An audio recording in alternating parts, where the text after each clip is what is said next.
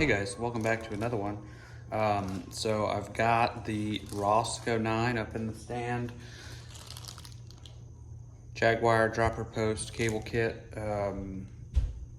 replacement. So over the last month or so, I've kind of noticed that the dropper post sometimes doesn't want to go up, sometimes doesn't want to go down. It just depends.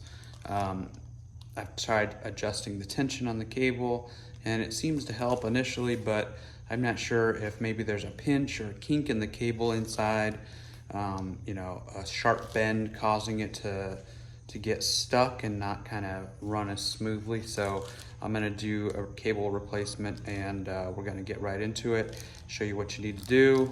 This kit I got on Amazon. I don't remember how much it was, but I'll put maybe a little screenshot here on the screen. Probably was about between 10 and 20 bucks. I'm not too sure.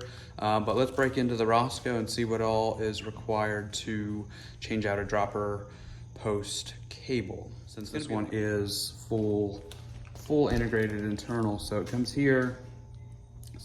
Some of my other bikes that I've had, the cable will drop out here with the rest of the stuff underneath the bottom bracket. However, and then feed up to another hole here in the seat tube.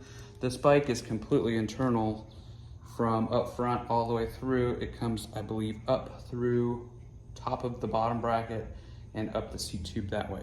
So I'm going to have to remove the crank, the bottom bracket, and everything to kind of get it to go through. I'm gonna have to take the zip tie off here for the cable management here, and let's get into it.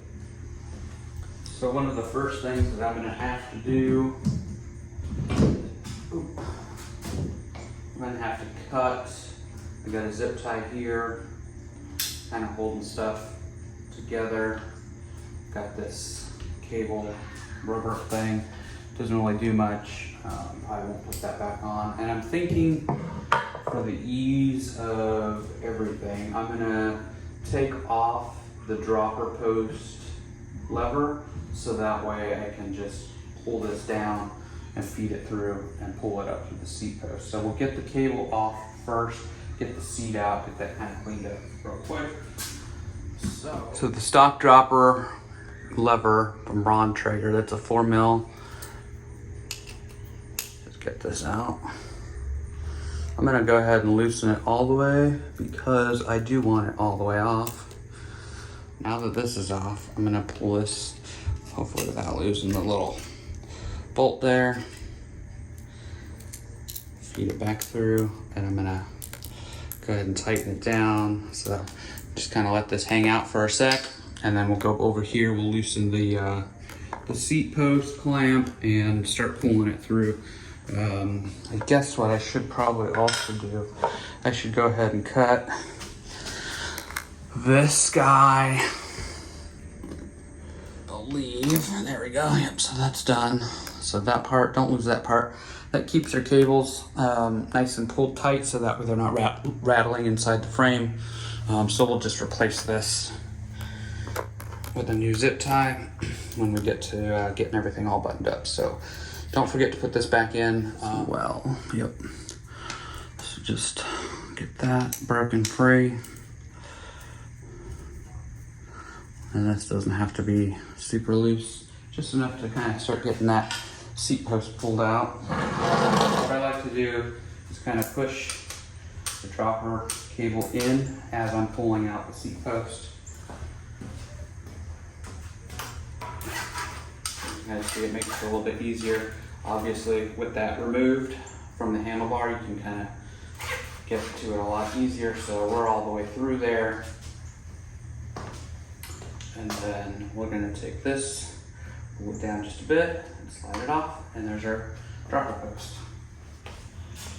You're gonna need an 8 first to pop this guy off.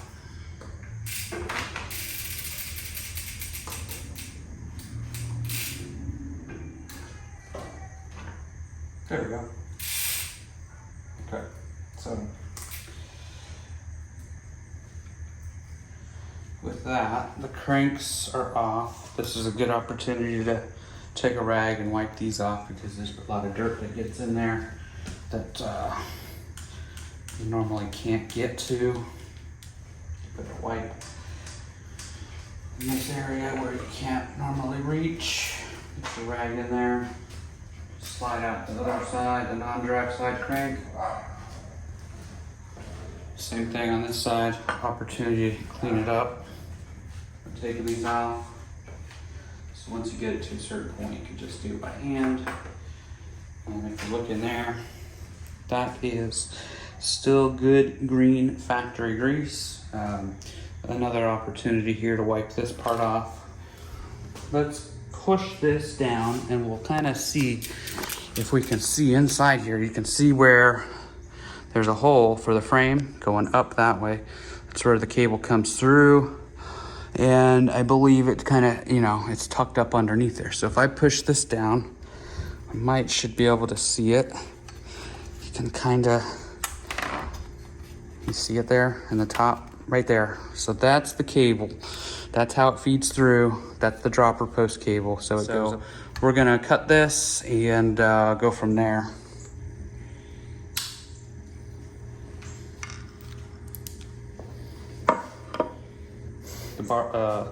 The barrel or the stopper end, whatever you call it, off. And then from here, I'm just gonna pull it on through the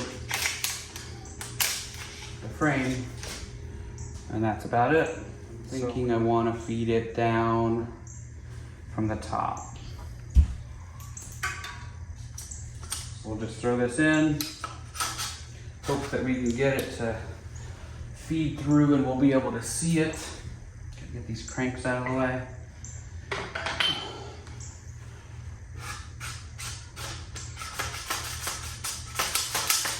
So I got it fed through, so it's coming through the bottom bracket. And this grease, man, it's terrible. It is so sticky. It's like, so you can barely see it right there. I don't want to touch the camera to get close. I guess I will, it doesn't matter. So there we go. So it's fed through, you can see it. Now I gotta angle it and get it to go up through there. There we go. Now it's through. So next step, we need to get this part off the lever. We need to get this part off. I'm gonna go ahead and cut this part here. If I can get in there, just barely. Nothing like a new cable. You can lubricate this if you want to. I don't do that, but you can. Could put a couple drops of lube down through the housing. I'm usually okay with not doing that just because I don't really want to deal with it. I'm about over this job already. So I don't know if you can see it up there in the top. You might not be able to see it, but it's coming through the top now. You can pull it through. And if you remember, there was only a little bit, maybe about a 1/2 inch up from here. So the idea is, I think that I would want to put the seat post back on, so that way I can kind of get this lined up with how much slack it needs. So whether that's up or down, obviously I think it's not going to be like that, but it's more about like a finger's width with a little bit of adjustability there. So that way this piece rests in that little slot on the seat post. And then this part, when you hit the lever, it pulls up and down from here. So like this, as an example, right? So I'm gonna leave it about right there for now. And then once I put the seat in, this is also gonna go down. So this is gonna bring my cable out of the front.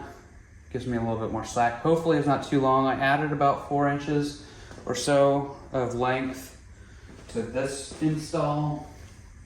And while I'm here, I'm gonna wipe this down a little bit. So yeah, I'm actually gonna throw this inside here, try to get some of that goop out of there, because it is nasty. I kind of eyeball this part, and that looks about good. I might bring it just a hair down, And then I'm going to cinch this down, but not overly aggressive. Make sure that that's seated in there. And just give it a finger, dead bugs, give it a finger tight.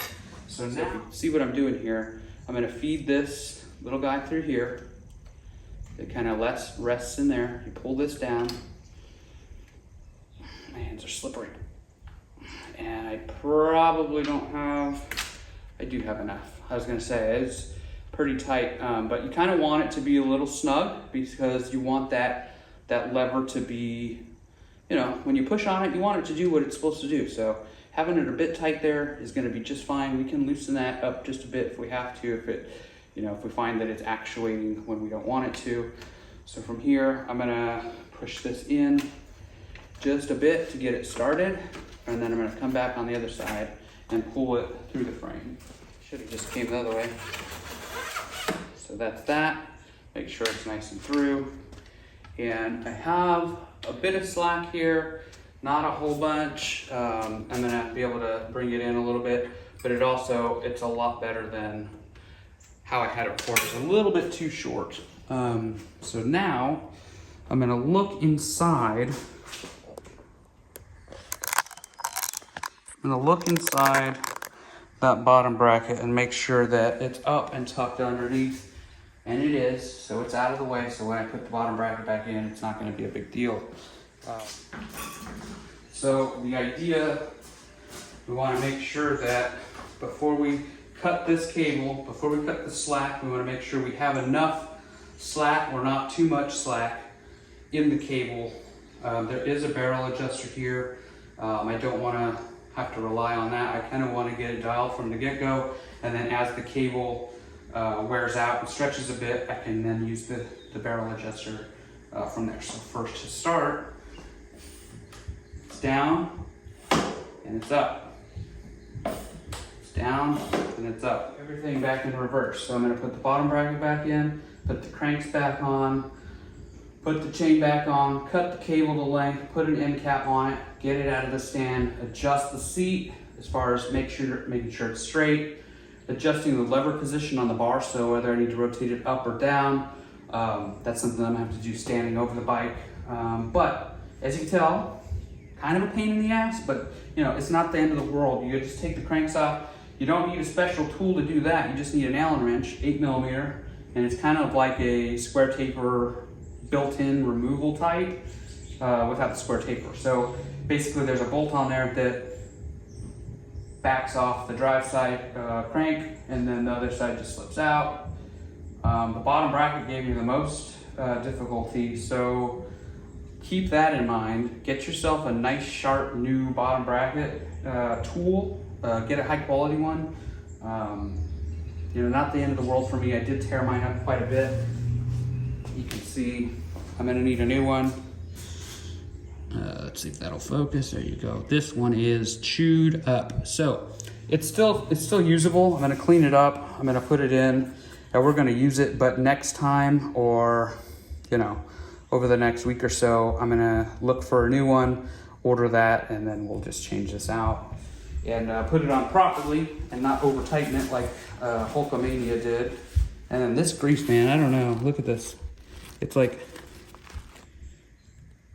ugh, it's so gross. It's like spiderweb sticky. I don't even know. It is nasty. It's like honey. Anyway, that's it. All right, guys, so I'm back. I got the dropper post cable replaced. So you can see here, Jaguar LEX-SL. Got my my lever positioned back where I like it. I've got a little bit more slack now, so it feels a little more comfortable. I did kind of loop it around here with a zip tie. That way it kind of keeps everything kind of quiet. The biggest pain point was the bottom bracket. The cranks come off very easily, but the bottom bracket had a hard time. The drive side came out just fine, but the non-drive side took a beating. So it's in there. I put some new grease in there, so next time when that has to come out, it won't be such a chore. It's almost as if they put some sort of Loctite or thread lock, something on there. It was not budging, so I had to get the vice grips out, get that off. So now it looks kind of crappy, but the task has been completed, so we got a new dropper cable in there. You could probably maybe get this done without removing the bottom bracket. However, you might be fighting with that cable trying to get it, depending on if you come this way with it or if you go this way with it. If you come from the top, it probably would be easiest if you're doing this to do it from the top. And pro tip, if you're changing any internal cables, a good starting point would be, if you don't have like internal cable routing tools, the little magnetic kind of fish wire things. If you don't have those, keep your existing housing in the bike, tape your new housing to the old housing, and then fish it through that way. That would be another option if you wanted to try to do this without taking off the cranks and the bottom bracket and stuff. That would have been something that I would have tried had I known that that was going to be such a pain to get off. But it's also good to know that that was on there super tight. So if the bottom bracket ever does go kerplunk, I already know that, and I'm going to order a new bottom bracket for this bike. Just because I don't want it to look all chewed up like it is. It's still functional. There's no issue with it. It just looks bad, and obviously if it gets seized on there, I'm gonna have a hard time getting it off because there's no teeth for the tool to get in there with. So mission complete, somewhat success, somewhat unsuccessful. We did kind of damage some parts here, and you know, that's just the way it goes sometimes. But the fact that I now have a new dropper cable gives me peace of mind to know that, hey, the cable's in good shape, it's in there, it's not kinked, it's not bent. So it feels really good here at the lever. Goes down easy enough, comes back up.